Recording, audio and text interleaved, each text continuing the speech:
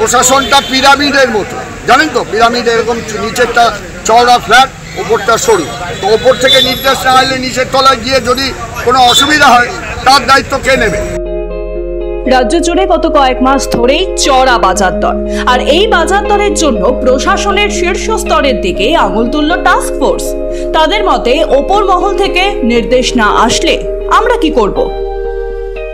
আমরা কেন নামিনি তার বড় কারণ হচ্ছে এই রাজ্যটা 10 কোটি 30 লক্ষ মানুষ, এত লোকের ব্যাপার, এত অসংখ্য মানুষের এখানে দুম করে আমরা ইচ্ছা করলাম নেমে গেলাম, তারপরে যদি কোনো দুর্ঘটনা ঘটে সমস্ত দায়টা তাদের ওপর।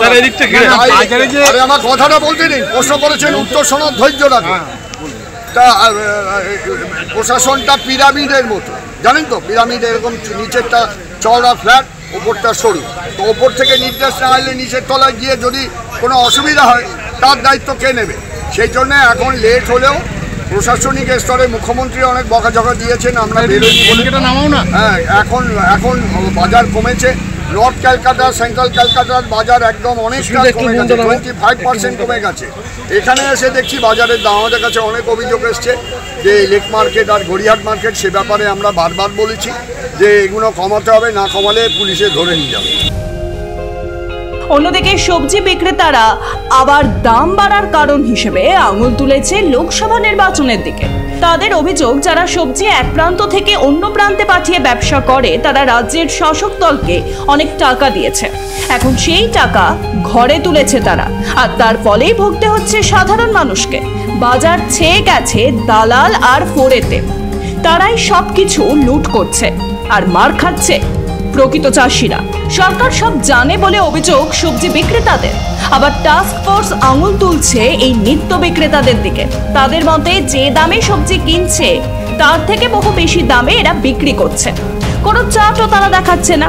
এর বিরুদ্ধে ব্যবস্থা নেবার হুঁশিয়ারিও দিয়েছে টাস্ক ফোর্স।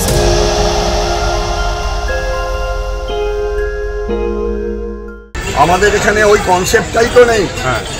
মুসলিমেও কিছু লোক ওই সব করে, বাকি তো সব সত্য।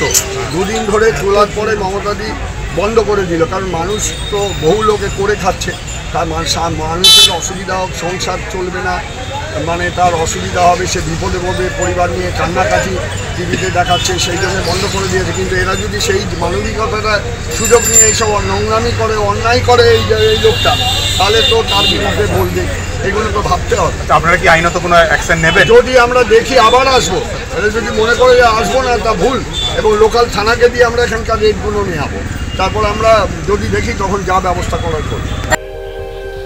টাস্ক ফোর্সের দাবি, বহু বাজারের দাম কমলেও দক্ষিণ কলকাতার বেশ কিছু জায়গায় এখনো দাম নিয়ন্ত্রণে আসেনি, তাই পুলিশকে নজর রাখতে বলা হয়েছে।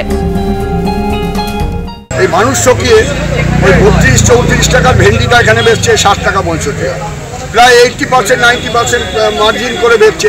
এরা তো, এদের তো কোনো ভাড়া নেই, এদের ট্রেড লাইসেন্স নেই, এদের কিছুই নেই, ফুটের ওপর বসে আছে, সুবিধা নিচ্ছে, সরকারের সুবিধা নিচ্ছে মানুষের, আর মানুষের কাছ থেকে বেশি দাম নিচ্ছে। এইটা আমরা বলে যাচ্ছি যে বন্ধ করতে হবে, নাহলে কিন্তু আগামী দিনে বিপদে পড়বে। দাদা, একটা অভিযোগ বারবার আসছে, আপনারা যখন আসছেন তখন দাম কমিয়ে দেওয়া হচ্ছে, আবার আমরা এখানে যে লোকাল থানা আছে আমাদের টালিগঞ্জ পিএস, এটা তাদের সঙ্গে আমরা কথা বলেছি, সকালবেলা ওসি টালিগঞ্জের সঙ্গে কথা হয়েছে, ওরা এখানে নজরদারি করবে। আমরা এই দুটো বাজার টার্গেট করেছি, এখানে যদি না কমে তখন যা ব্যবস্থা নেওয়া ব্যবস্থা।